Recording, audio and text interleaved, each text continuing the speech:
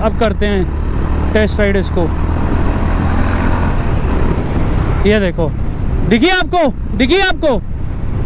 ये देखो, ये देखो। अब बताओ मेरे को, अब बताओ होंडा, अब बताओ, जवाब दो इसका। Just give me the answer, what you people are having to say. अभी ये जाके मैं सर्विस सेंटर में ना सारी वीडियो को दिखाऊंगा और उसके बाद इनकी वर्डिक्ट सुनते हैं कि इसके बाद अब ये क्या कहते हैं। अब देखना, ये देख रहे हो आप, ये देख रहे हो अब किस बेसिस पे मैं कहूँ कि ये ठीक है। ये देख रहे हो, हाथ देखो मेरे।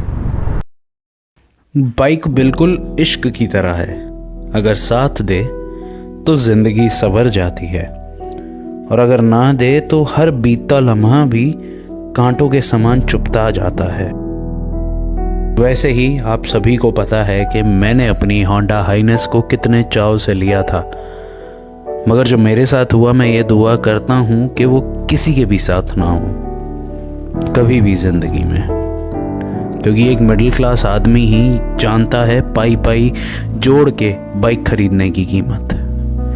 और अगर वो उस बाइक से सेटिस्फाई ना हो तो उसको जो पीड़ होती है वो इतनी ज़्यादा होती है कि वो शब्दों में बयान नहीं करी जा सकती। खैर, ये भी किताब का एक पन्ना है जिसे हमें ज़रूर पलटना है और अब हमने इस पन्ने को आखिरकार पलट दिया है। अपने एक दिल के टुकड़े को 4 महीने सर्विस सेंटर, 5 महीने सर्विस सेंटर में रखने के बाद आखिरकार बेच दिया है। ना जाने कितनी यादें इसके साथ सजोई, ना जाने कितने लम्हे इसके साथ पिरोए। तो अब शुरुआत होती है अपनी जीवन की नेक्स्ट चैप्टर की।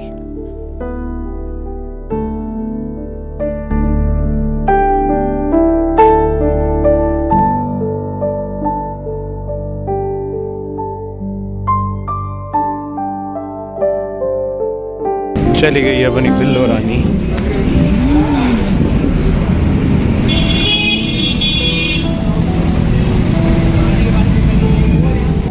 चलो जी, इस पे बहुत सारी अपनी यादें थी और आज फाइनली ये बाइक चली गई है। अब we are again going to ride without a bike. 4 महीने वहाँ, चलो लाइफ में आगे बढ़ना होता है। यहीं पे ना यार अपनी बाइक खड़ी होती थी और देखो कल मैंने ना सारी पॉलिश वगैरह करी और आना बड़ा दिल उदास सा हो रहा है यार। I sometimes get emotional but show नहीं करते, बट आज यार थोड़ा सा इमोशनल फील कर रहा हूँ। अब जब तक दूसरी बाइक नहीं आती तब तक दिस एरिया वुड बी, यहाँ पे मेरे ख्याल कोई तब तक बाइक नहीं खड़ी होगी, सिर्फ अपनी ओला खड़ी होगी। तो देखते हैं, let's hope for the best. बहुत जल्दी लाएंगे जो भी बाइक लाएंगे। एक और नई सुबह की शुरुआत और आप सभी से हम वापस आ गए हैं मुलाकात करने।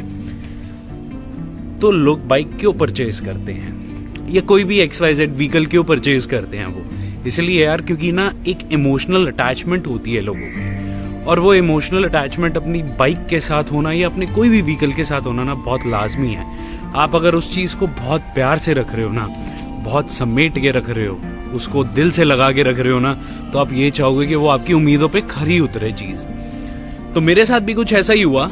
मैंने बड़े प्यार से, बड़े रीजों से होंडा हाइनेस परचेज करी, बट हुआ क्या मेरे साथ वो आप सभी को पता है। आप सभी ने सारी वीडियोस को इतना प्यार दिया, उसके लिए तहे दिल से शुक्रिया आप सभी का। मैं बहुत बहुत बहुत ग्रेटफुल हूँ। तो इसी बात पे एक और वीडियो लेके आ चुके हैं हम लोग। वाहेगुरु जी का खालसा, वाहेगुरु जी की फतेह, हर हर महादेव। दोस्तों, a very warm welcome to Dev गंभीर।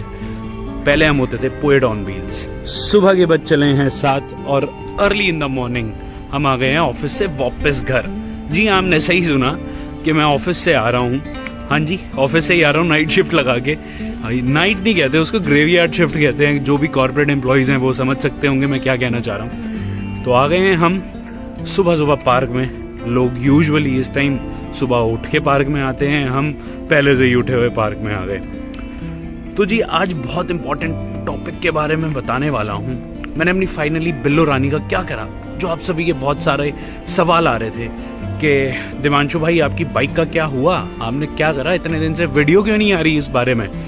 आज वो सारी बातें डिस्कस करेंगे कि फाइनली मैंने अपनी बिल्लो रानी का करा क्या है और कंपनी ने उस पर क्या सॉल्यूशन दिया और मैंने फाइनली उसका क्या डिसीजन लेके क्यों ऐसा कदम उठाया, वो भी मैं आपको बताऊंगा। तो बिना किसी देरी के वीडियो को शुरू करते हैं। तो बात कुछ ऐसी है कि कुछ आज से थोड़े दिन पहले ना यार अपनी बाइक के वॉबलिंग इशू के रिलेटेड बहुत ज़्यादा परेशान होने के बाद ना फाइनली मैं बाइक को सर्विस सेंटर में छोड़ आया था और बहुत लंबी फाइट चली। आप सभी को पता है, आप सभी ने वीडियोस को बहुत प्यार दिया, मतलब भरपूर प्यार जिसे कहते हैं ना, आप सभी ने भरपूर प्यार दिया, वीडियोस को वायरल करा, बी इट ऑन इंस्टाग्राम और यूट्यूब, हमने हर जगह वायरल करा वीडियोस को। तो वीडियोस वायरल होने के बाद हुआ क्या, जो लोग मेरी तरह सफ़र कर रहे थे over the period of time, वो लोग भी सामने कंपनी के गए, अपनी प्रॉब्लम्स को रखा कि जी हमें ऐसी ऐसी प्रॉब्लम्स फेस हो रही हैं, तो अब हम उसके बारे में करें क्या।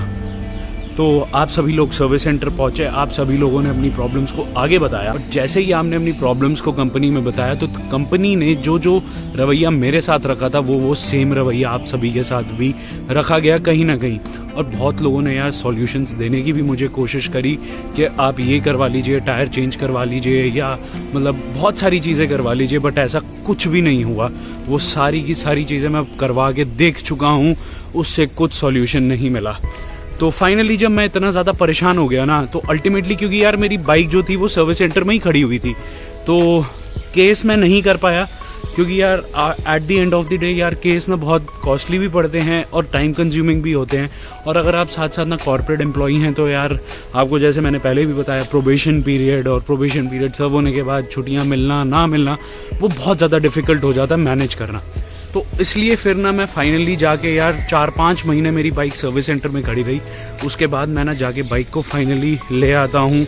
मतलब कि यार मेरे दादाजी ने भी मेरे को बहुत बार बोला, मेरे फादर ने भी बोला, मदर भी कह रहे थे, मतलब पूरी फैमिली ने मेरे को बोला कि यार क्या कर रहा है, 2.5 लाख रुपए तुमने लगाए हैं और उसको मिट्टी बिल्कुल करके छोड़ चुके हो। तो उसके बाद फिर मैंने फाइनली डिसीजन लिया है यार, अब ना मतलब पानी सर के ऊपर से जा रहा था, कंपनी की तरफ से भी कुछ रिस्पांस नहीं था।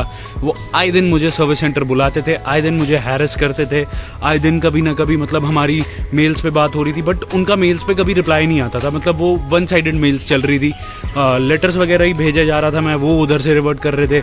फिर जब मैंने फाइनल अपना लेटर भेजा तो वो उसके बाद शांत हो गए, उसके बाद उन्होंने मेरे को कोई रिवर्ट नहीं करा। तो मतलब कुल मिला के ना डिफेक्टिव बाइक पे मैं बहुत सारा पैसा लगा चुका था और मेरे को लग रहा था यार अब इस बाइक के रिलेटेड ना अगर मैं जितना और पैसा लगाऊंगा वो मतलब वर्थ नहीं है उतना कि मैं इस बाइक पे अब पैसा भी लगाऊं। तो फिर मैंने घर वालों की सलाह मानते हुए और अपने जो मेरे अजीज़ दोस्त वगैरह हैं और अपना ग्रुप वगैरह में हेमंत जी वगैरह हो गए और अजय ताऊ जी हो गए, तन्मय भाई और मतलब बहुत सारे लोग जो जो मेरे साथ जुड़े हुए थे, सबकी सलाह मानते हुए फिर मैं इस डिसीजन पे आया कि फाइनली मैं जाके ना बाइक की डिलीवरी ले आया। उसमें उन्होंने यार मतलब ना वो कहते कि आप ना इसमें ये रिटर्न में दे दो कि ये बाइक फिट कंडीशन में है। तो मैंने उसमें नीचे से सीधा फिट काटा, मैंने अपनी कुछ टर्म्स रखी और मैं बाइक को जाके ले आया। क्योंकि आप अगर मेरे एंड पे होते तो आप क्या करते, आप ये मेरे को कमेंट सेक्शन में ज़रूर बताइएगा। क्योंकि ये एक ऐसी चीज़ हो रही थी यार, मतलब कि ना मेरी ऑफिस की परफॉर्मेंस भी इफेक्ट कर रही थी इस चीज़ के कारण।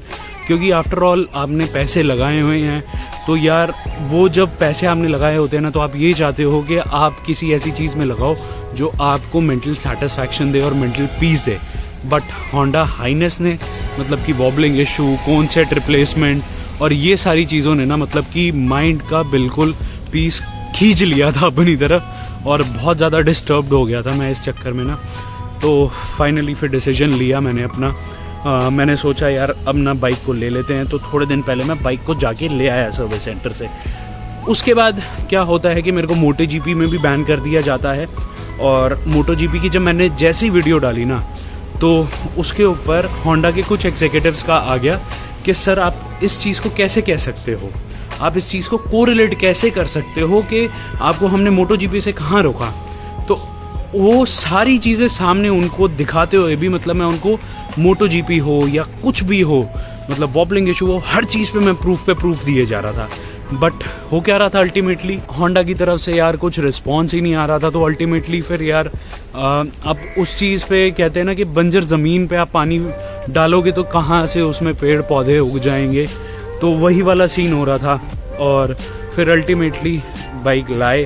बाइक लाने के बाद एक फ़ाइनल डिसीजन ये लिया कि यार अगर इस बाइक को मैं थ्रू आउट रखता भी हूँ अपने पास, तो उसका लॉन्ग टर्म में जो रिपरकशंस होंगे, जो उसका लॉन्ग टर्म में जो मेरे को खामियाजा भुगतना पड़ेगा, वो ये खामियाजा भुगतना पड़ेगा कि मैं बाइक में कोन सेट और टी स्टेम और मल्टीपल चीज़ें चेंज होने के बाद, जैसे कि उन्होंने यार फ्रंट व्हील में एलॉय बैलेंसिंग वेट नहीं था, वो भी ऐड ऑन करके दिया। उसके बाद भी मैं बाइक को घर लेके आया और टेस्ट करा मैंने रास्ते में भी, तो वॉबलिंग मेरे को फिर से दिखी, बट इतनी ज़्यादा नहीं थी क्योंकि वो नया नया पार्ट डला हुआ था इसलिए। बट यार जिस मैंने प्राइस पे उस बाइक को बेचा है ना, ऑलमोस्ट मेरा बहुत मोटा नुकसान हुआ है। और उस नुकसान को मतलब कि यार you can not repay that thing, मतलब कि जो आपने अपना प्रेशियस टाइम लगाया है ना, जो आपने सर्विस सेंटर के धक्के खाए हैं, जो मानेसर प्लांट में धक्के खाए हैं, उस चीज़ को आप वापस से नहीं ला सकते थे। जो पैसा, जो टाइम और जो सारी चीज़ें बर्बाद हुई थी, those can not be brought back. तो इसलिए मैंने वाइज डिसीजन यही समझा कि बाइक को मैं वापस लाऊं और बाइक को वापस लाने के बाद मैं इसको सेल आउट कर दूं। करीबन 20-25 दिन मैंने अपने बाइक को पास रखा और फाइनली फिर बेच दिया। बट जो डिसीजन इन्वॉल्व था ना यार, वो मैंने बहुत सोच समझ के लिया, क्योंकि कहते हैं ना जब आपका कोई मतलब कि बॉडी में अगर आपका कोई पार्ट ख़राब हो जाता है, जैसे कि कैंसर होता है, तो किसी को ना हो, भगवान से दुआ यही है कि जब कैंसर हो जाता है और अगर वो एक पार्ट फैला रहा है, तो डॉक्टर्स क्या रिकमेंड करते हैं? डॉक्टर्स रिकमेंड ये करते हैं कि उस पार्ट को एम्प्यूट कर दिया जाए, एम्प्यूटेट कर दिया जाए, उस पार्ट को बॉडी से निकाल दिया जाए। तो इसी तरीके से मैंने भी डिसीजन लिया होंडा हाइनेस को अपनी लाइफ से निकालने का, और वो फाइनली कर दिया था हमने। It was a tough decision for me और बहुत सोच समझने के बाद मैंने करा। बट बिफोर टेलिंग यू कि मैं कौन सी बाइक ले रहा हूँ, तो बहुत ज़्यादा ना मैं अपना मतलब माइंड मेकअप कर रहा हूँ कि मैं कौन सी बाइक लूँ। बहुत सारी एक्साइटिंग बाइक्स आ रही हैं, बहुत बढ़िया बाइक्स आ रही हैं, जो मतलब कि मेरे जॉनर के हिसाब से मेरे हिसाब से कंपैटिबल होने वाली हैं। तो before telling you that in the upcoming videos, इस वीडियो में मैं ये बताना चाहूँगा कि बहुत लोगों के ना कमेंट सेक्शन में मेरे पास क्वेरीज आ रही थी, जो मेरी प्रीवियस वीडियोस मैंने होंडा हाइनेस के वॉबलिंग इशू या होंडा हाइनेस के लॉन्ग टर्म रिव्यू के बारे में जो मैंने अपलोड करी थी ना, उसके कमेंट सेक्शन में कि 2023 वेरिएंट्स में क्या प्रॉब्लम है। फिर लोगों ने मेरे से पूछा क्या हम 2023 वेरिएंट ले लें। अब जो मैंने अपनी पुरानी वीडियोस में भी कहा है कि 2023 वेरिएंट में यार जब तक चेसी में ऑल्टरेशन प्रॉपरली नहीं होगी, बॉडी वेट डिस्ट्रीब्यूशन में प्रॉपरली इसके वर्क नहीं होगा होंडा हाइनेस के, तब तक ये वॉबलिंग इशू नहीं जाएगा। कौन सेट को चेंज करना पड़ेगा, उसकी क्वालिटी को चेंज करना पड़ेगा, उसके साथ साथ टी स्टेम के डायमेंशंस में कुछ चेंजेस करने पड़ेंगे, उसके बाद ये चीज़ जाके सॉर्ट आउट होगी। थोड़ी बहुत जितनी भी टेक्निकल नॉलेज है उसके अकॉर्डिंग मैं आपको बता रहा हूँ। और साथ ही साथ कई लोगों ने मेरे को ना सजेशन दी, और कई लोगों ने कमेंट सेक्शन में ये भी बात बोली यार कि ना ये चेसी के कारण इशू नहीं है, ये इशू कुछ और है, ये कंपनी को पता ही नहीं चल रहा। तो यार ये कस्टमर एंड पे ही क्यों पता चल रहा है? होंडा की बाइक्स इतने रिगरसली टेस्ट नहीं होती हैं ऑल टेरेन्स पे, वो अपने ही प्लांट में टेस्ट होती हैं। जहाँ तक मेरे को पता है, I might be wrong, but Honda के आपने कभी भी बाइक के स्पाइड शॉट्स नहीं देखे होंगे। होंडा जो भी है वो अपनी R&D वगैरह करते हैं, वो उनके प्लांट वगैरह में ही जो भी है, और टेस्ट राइड वगैरह होती है और उसके बाद वो मार्केट में लॉन्च कर देते हैं। Unlike other big brands just like royal Enfield, जिसने बहुत ज़्यादा मार्केट में अपनी ग्रिप बना रखी है, इम्प्रूव वो डे बाई डे करते जा रहे हैं। और साथ साथ ट्रायम्फ जो मार्केट में कितने टाइम से टेस्ट हो रही थी, उसकी भी फाइनली मतलब कि लंबे टेस्ट राइड के बाद मार्केट में लॉन्च हुई है वो बाइक भी। जो मैंने आपको पॉइंट्स बताए ना, आप इनको मद्देनज़र रखिए। होंडा कोई मेजर अपग्रेड्स के साथ नहीं आ रहा है एज ऑफ नाउ, वो बस ना कलर में ही चेंजेस करे जा रहे हैं। बाइक के नए कलर्स ला रहे हैं और पुराने कलर्स को वो चेंज कर रहे हैं और वो मार्केट में लॉन्च कर रहे हैं। टेक्निकल वो कोई भी अपग्रेडेशन नहीं कर रहे हैं, बी एट इंजन वाइज हो, बी एट या चेसी वाइज हो, बी एट वो डिज़ाइन वाइज हो। नो डाउट अबाउट इट कि होंडा के जो इंजन्स है वो बहुत रिफाइंड है, और वो आपको ना कहीं पे भी ऐसी सिचुएशन में नहीं छोड़ेंगे कि वहाँ पे उनका ब्रेक डाउन हो जाए। होंडा का एक प्लस पॉइंट ये है, बट ओवरऑल जो रस्टिंग और मल्टीपल इश्यूज है ना, उस पर जब तक काम नहीं करेंगे तब तक होंडा का कुछ काम नहीं होगा। ये नेगेटिव नहीं, ये ब्लंट बात मैं आपको बता रहा हूँ। तो एट द एंड मैं यही इस वीडियो में कंक्लूजन देना चाहूँगा कि कोई भी बाइक लो ना यार, मतलब सोच समझ के लो। इमोशनली हम अटैच तो हो जाते हैं, होना भी चाहिए, क्योंकि आपकी बाइक है, आपने उसके साथ ना जाने क्या क्या सपने देखे होते हैं। बी एट आप इस फील्ड में मोटो व्लॉगिंग, या बी एट आप फील्ड में जा रहे हैं टू व्हीलर रिव्यू या व्हीकल रिव्यू की, तो मतलब आप ना कहीं एक क्लोजली एसोसिएटेड इन सारी चीज़ों से होते हैं। और बाइक एक ऐसी चीज़ है जिससे बहुत ज़्यादा इमोशनली अटैच्ड होता है। तो वो सेंटिमेंटल वैल्यू को मद्देनज़र रखते हुए ना, जब भी आप कोई भी बाइक लेना, तो मैं ये रिकमेंड करूँगा, फर्स्ट और सेकंड लॉट को हमेशा ट्राई एंड टेस्ट होने दीजिए, क्योंकि उसमें ना मेजॉरिटी में कमियां आती हैं। तो वो कंपनी ना कस्टमर्स के रिव्यू के बाद, कंज्यूमर्स के रिव्यू के बाद ना वो रेक्टिफाई करके उन चीज़ों को वो फिर से थर्ड लॉट में या फोर्थ लॉट में वो चेंज करते हैं, और उसके बाद फिर वो सारी चीज़ों को रेक्टिफाई करके मार्केट में वापस से लाया जाता है। तो मेरी रिकमेंडेशन यही रहेगी, डू फॉलो इट। और अगर आपको ये वीडियो इन्फॉर्मेटिव लगी हो और अच्छी लगी हो, तो इस वीडियो को ना ज़रूर खूब सारा प्यार, जैसे हमने पुरानी वीडियोस को दिया ना, वैसे ही देना। लाइक करना, शेयर करना, सब्सक्राइब करना, और जितना लोगों को आप अवेयर कर सकते हैं ना, उतना अवेयर कीजिए होंडा CB350 हाइनेस के वॉबलिंग इशू के रिलेटेड। और कमेंट सेक्शन जैसे ही आप हर बार अपने सजेशंस और अपने प्यार से और अपनी अप्रिसिएशन से भर देते हैं ना, वैसे ही हर बार की तरह इस बार भी भरिएगा। तो यार मोटिवेशन मिलती है कि ना लॉन्ग रन में काम करें। और जैसा कि मैंने कहा कि मैं कौन सी बाइक लूँगा, वो आपको मैं अगले आने वाली कुछ वीडियोस में बताऊंगा। और साथ ही साथ ना कुछ अच्छा सा प्लान कर रहा हूं मैं, ट्रिप वगैरह का भी, वो बाइक लेने के बाद होगा। उससे पहले आप बाइक्स की ना वीडियो एंजॉय कीजिए, जितनी भी आएंगी, जैसे भी आएंगी, आपको अपडेटेड रखेंगे। मिलते हैं आपसे एक और बेहतरीन सी वीडियो में। टिल देन बाय बाय, मिलते हैं।